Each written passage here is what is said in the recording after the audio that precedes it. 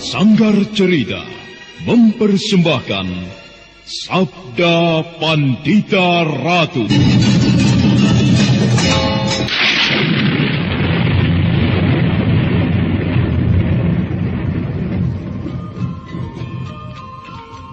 Sabda Pandita Ratu, naskah ditulis oleh Ondra Swasti Langit, diolah oleh Agus Nur Ismail, didukung oleh artis-artis terkemuka, Ferry Fadli, Eli Ermawati, M. Abud, Ivona Rose, dan lain-lain. Teknik dan montase, Ibing Arifin, dengan sutradara Dian Pertiwi. Sabda Pandita Ratu kali ini mengetengahkan episode ke-9 dengan judul Panas Bara Perapian.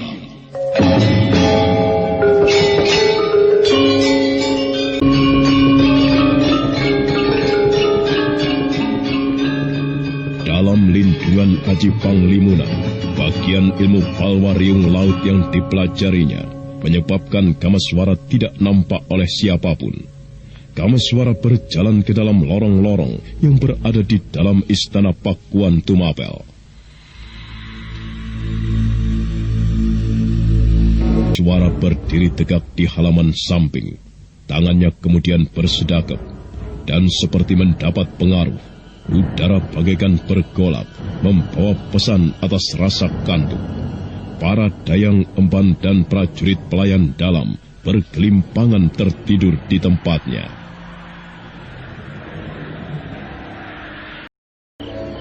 Apa yang aku lakukan ini adalah suatu hal yang tidak patut. Aku seperti mencuri. Kendedes telah menjadi milik orang lain, dan aku menghubunginya dengan cara seperti ini. Sudahlah, aku tidak perlu peduli akan hal itu. Niatku baik. Kendedes seperti mengalami kesulitan. Aku datang bermaksud menolongnya, tanpa maksud mengusik rumah tangga mereka. Aku akan menggunakan Aji Pamelingan. Kameswara. Aku mendengar suara Kakang Kameswara. Bermimpikah aku? Kendedes, ini aku Kameswara telah datang memenuhi permintaanmu. Temuilah aku. Aku berada di halaman. Kakang Kameswara? Benar, iya Kakang Kameswara.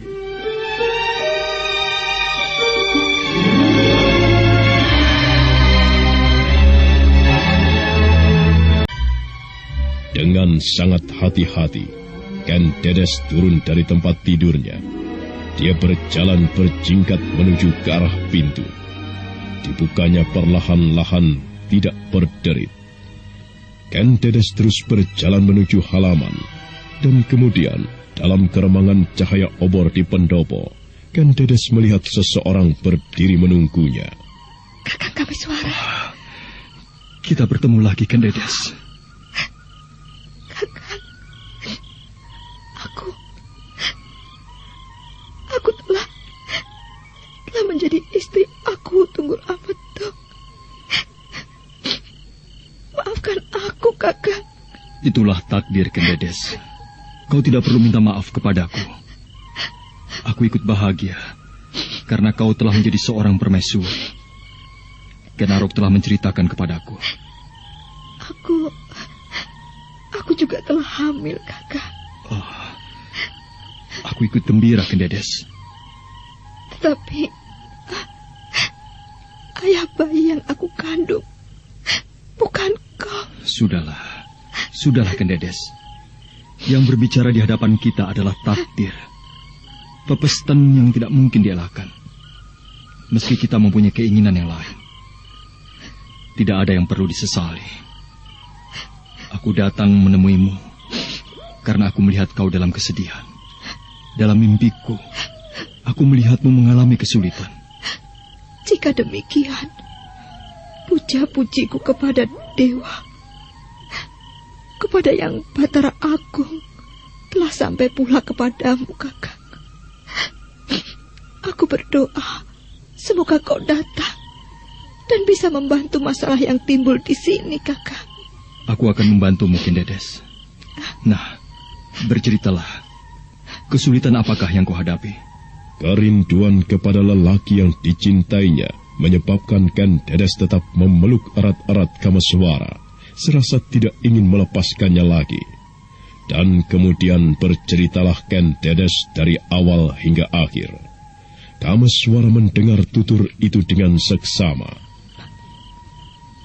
Itulah yang telah terjadi, Kakak. Oh, Ken Arok telah menjadi gila. Tidak ada yang mampu menghentikannya kegilaannya. Tidak ada yang mampu mengimbanginya, kecuali Kakang Kameswara. Dan penjara tentu saja tidak ada artinya bagi Ken Arok. Penjara tidak lebih dari tempat tinggal yang dapat ditinggalkan dan didatanginya setiap saat dan semaunya. Baiklah, Kendedes. Aku akan berbicara dengannya. Kakang, aku ingin memperkenalkan kau dengan suamiku. Bagaimana? Aku tidak keberatan. Tetapi apakah sekarang? Tentu tidak. Besok, Kakang bisa datang seperti sewajarnya. Kakang mengajukan permohonan untuk menghadap. Baiklah, aku akan memenuhi permintaanmu. Sekarang kau kembalilah, dan aku akan berjalan-jalan menelusuri lorong-lorong di kota Tumapel. Siapa tahu, aku akan berpapasan dengan penunggang kuda putih berjubah putih itu. Masuklah, Kendedes. Jangan dulu, Kakang. Kenapa, Kendedes? Aku masih kangen kepadamu.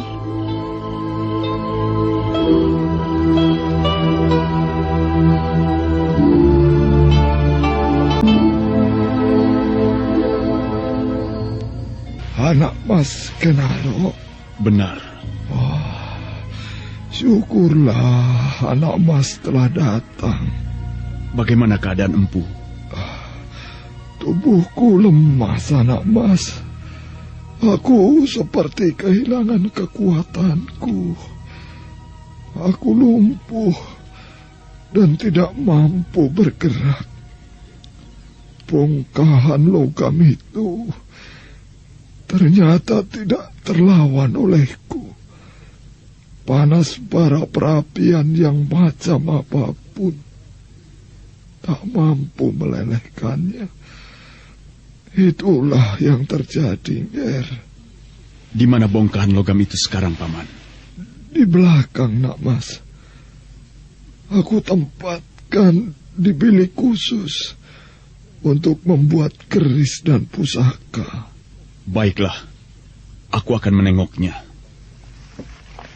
Bagaimana perjalanan Adi Anjampiani? Tentu kau merasa capek sekali. Ya, sebuah perjalanan yang menyenangkan, Kakang. Meski tubuhku sedikit lelah, namun keadaanku masih lebih baik dari keadaanmu sekarang. Aku telah merepotkanmu.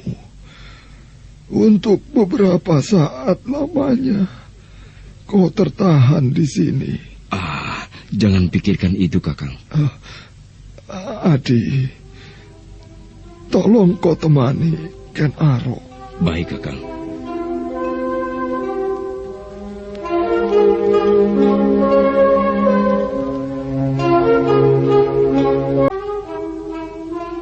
Sebuah ruangan berdinding sirap jati yang tebal, berkesan kukuh kuat. Namun cahaya lampu ublik serasa tidak mampu menyentuh dinding itu karena perbawa yang kasat mata. Ruangan itu seperti menyimpan perbawa yang berayun melalui baut tajam asap kemenyan. Ken Arok memandang sekeliling, dan perhatiannya kemudian tertuju pada bongkahan batu yang memancarkan cahaya lamat-lamat kebiru-biruan di dekat perapian yang padam.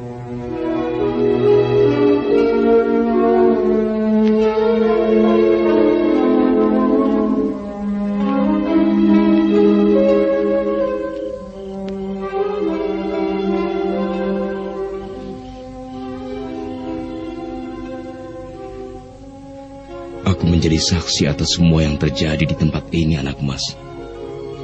Panasnya bara perapian, Meski kayu pembakarnya adalah tempurung kelapa dan arang kali asem, akan tetapi panas yang meski kebiru-biruan warnanya tidak mampu melelehkan bongkahan logam itu. Ya, palu yang sebesar apapun tidak mampu melelehkan bongkahan logam itu. Palu yang sebesar apapun tidak mampu mengubah bentuknya. Ia keras melampaui kerasnya intan, dan Empu Gandring yang keletihan tidak mampu berbuat apa-apa lagi. Apakah bongkahan logam itu menunjukkan perilaku yang aneh Paman Anjampiani Kayuwangi? Wujudnya tetap sebuah batu. Di mataku tidak ada sesuatu yang aneh, anak Mas Kenaro. Akan tetapi, entah di mata Empu Gandring yang sidik paningal dapat melihat sesuatu yang tidak terlihat. Baiklah, aku akan memeriksanya. Bagaimana, anak Mas? Paman, aku minta bantuan pada Paman untuk membuat perapian. Biarlah aku akan membopong Empu Gandring kemari. Apa yang akan anak Mas lakukan? Aku akan membantu Empu Gandring untuk menjinakkan bongkahan logam itu.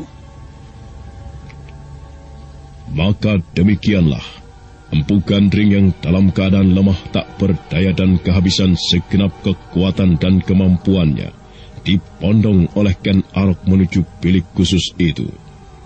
Anjampiani Kayuwangi segera menyalakan perapian, dan tak berapa lama kemudian bara kebiru-biruan pun menyala.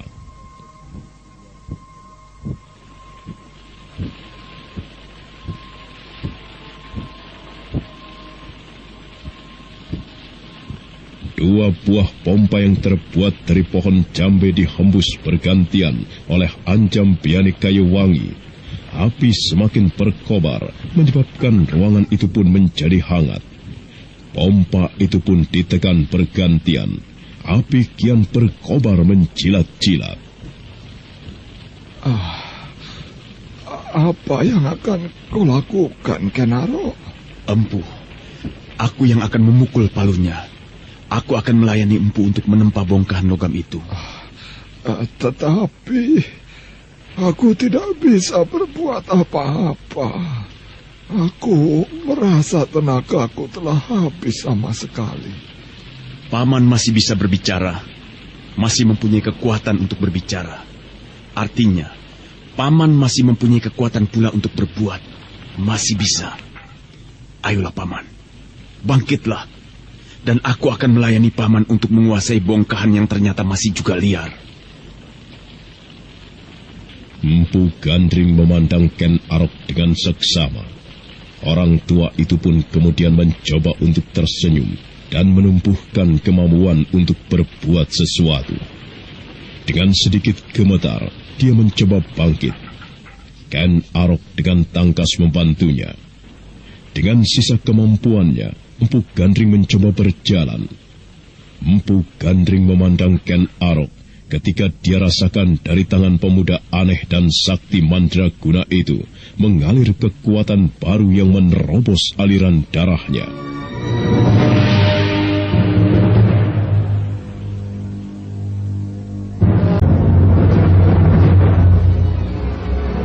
Dan Empu Gandring telah mampu berdiri kembali. Ken Arok segera mengambil palu yang besar, dan di bawah pimpinan Empu Gandring, palu itu terayun dan terayun. Hantam terus, dan jangan sampai berhenti, hingga kekuatan yang berada di dalam bongkahan logam itu berhasil anak Mas kuasai. Ken Arok menyimpan berbagai ilmu di dalam tubuhnya, dan menyimpan kekuatan yang sangat dahsyat melalui ayunan tangannya. Palu berdentang beradu dengan landasan besi atau dengan bongkahan logam. Dentang yang sangat dahsyat itu terbawa oleh angin, membangunkan penduduk dari tidur lelapnya.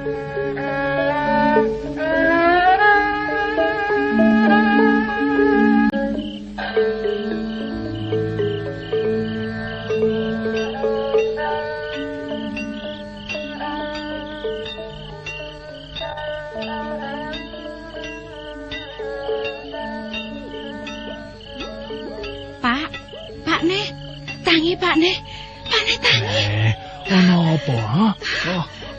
Aduh, iki ngantuk iki lho. Tangi dhisik to, Pak ne. Rungokke kae lho. Tangi dhisik to, Pak. Iya, ono apa, ha? Dirungokke to. Kae rungokke. Melek to mripate kuwi. Iya, suara apa? Ha? Itu suara dentang besi Empu Gandring. Dengar to, Pak ne? Iya, dengar. Tetapi apanya yang aneh toh? Ha? Suaranya berdentang sampai di sini, Pak. Apa tidak kau rasakan aneh toh? Dan suaranya menggetar seperti itu. Biasanya suaranya lamat-lamat, bahkan tidak terdengar sampai di sini. Ya toh, Pak? Wah, oh, ya, iya, kau benar. Memang aneh. Ada apa ya? Wah, entahlah.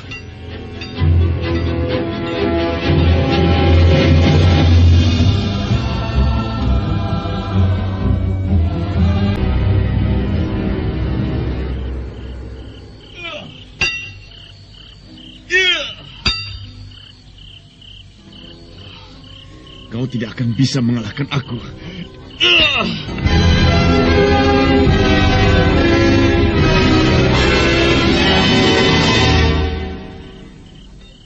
Bangun, Kang. Siapa itu? Bangun. Aku Pujo, Kang.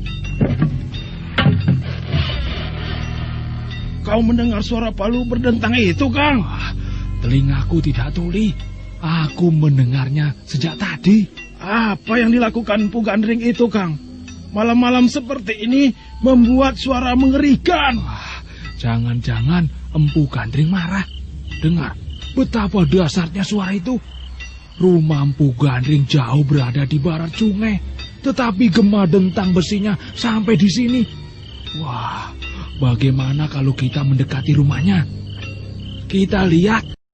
Semua terusik ketenangannya. Bayi dan anak-anak menangis ketakutan, dan beberapa orang lelaki memberanikan diri mendekati rumah Empu Gandring. Namun ternyata tidak ada seorang pun yang berani mendekat rumah itu. Dari kejauhan terlihat rumah Empu Gandring bagaikan membara. Cahaya semburat menerobos dari sela-sela dinding, melahirkan cahaya temaram yang menyelubungi rumah itu. Sebagian penduduk merasa rumah Empu Gandring tengah dipergunakan oleh hantu-hantu untuk berpesta pora.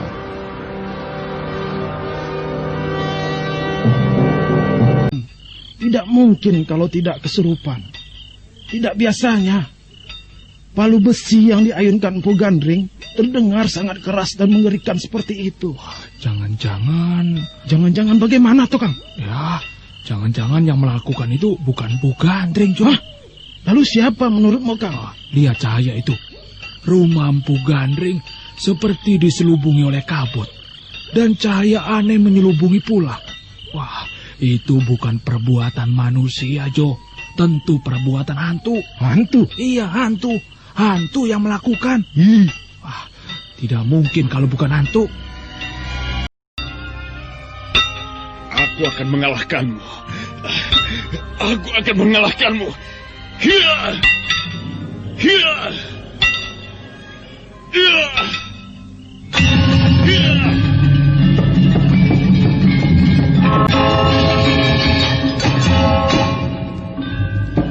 Pada setiap ayunan yang mengeluarkan suara yang menggeletar, muncrat sebuah getaran dahsyat yang membangunkan setiap bulu-bulu di kulitnya.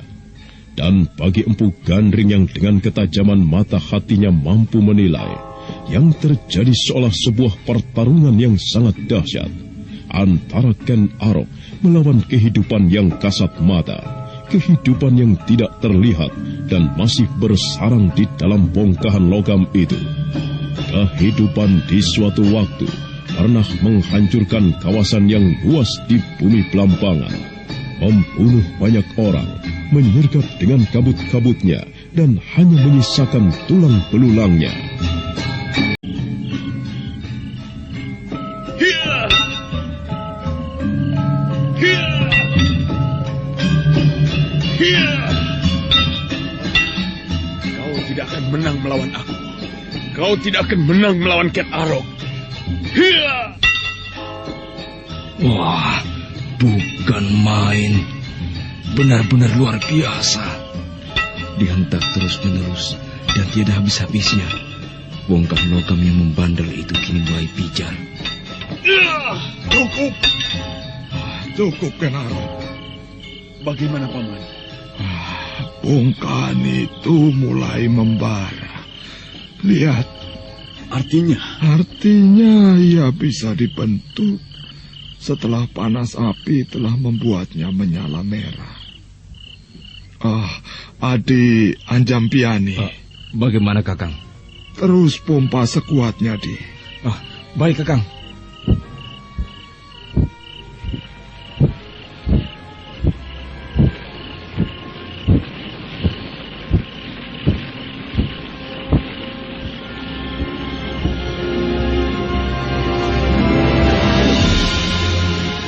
Yang tinggal adalah pamornya.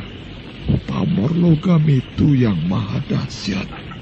Rasanya aku tidak sabar lagi untuk segera memegangnya dalam wujud keris yang telah jadi. Untuk membuat sebilah keris dari benda itu membutuhkan persyaratan yang tidak gampang, anak mas. Dan juga menelan waktu lama. Aku minta anak mas sabar menunggu sampai kelak keris itu selesai.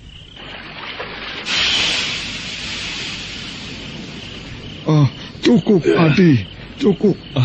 Ya.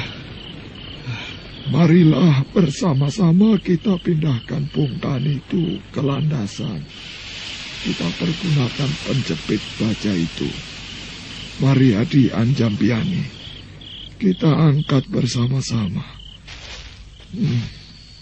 Anak mas berada di sebelah sana. Gunakan penjepit itu. Baik, Paman. Nah, Nak Mas Kenarok. Mari kita ulangi lagi. Kita bentuk bongkahan logam itu seperti kehendak kita. Baik, Paman. Dan apa yang aku lakukan, Kakang? Bantulah Nak Mas Kenarok dengan memukulnya bergantian. Baik. Aku siap. Mari kita mulai. Semoga Hyang Batara Agung memberi izin kepada kita untuk membentuk sebuah pusaka yang tiada tara. Mari, silakan dimulai.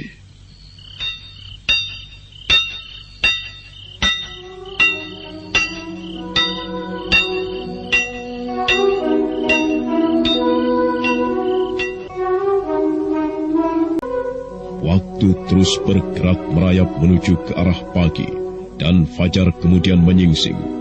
Ken Arok telah menyelesaikan pekerjaannya dengan baik. Meski semalaman tidak tidur, tetapi tidak terlihat keletihan yang membayang di wajahnya.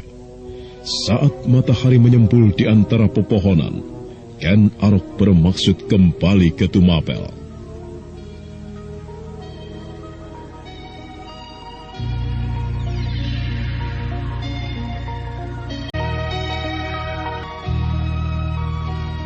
Paman Empu. Bagaimana, Nak Mas? Bulan depan aku akan kembali.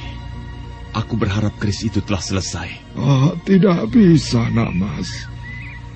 Pekerjaan ini bukanlah pekerjaan yang mudah. Sebulan tidak cukup. Jika Paman memusatkan perhatian kepada pekerjaan itu, tentu bisa. Masalahnya bukan sekedar pekerjaannya, Nak Mas. Akan tetapi dorongan laku yang harus aku kerjakan. Setidak-tidaknya aku harus melakukan puasa selama 40 hari. Dan kemudian aku lanjutkan dengan pati geni selama sepekan lamanya. Itulah waktu yang paling cepat. Akan tetapi menilik bongkahan logam itu tidak sewajarnya. Tentu membutuhkan waktu yang lebih lama lagi. Baiklah, jika memang demikian. Tetapi tetap saja aku meminta kepada Paman untuk mengerjakan secepat-cepatnya. Ya, akan aku usahakan, Nak Mas.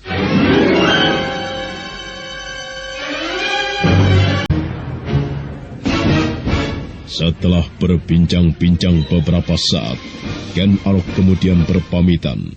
Di bawah siraman matahari hangat di pagi hari, pemuda aneh itu memacu kudanya menuju Tumapel.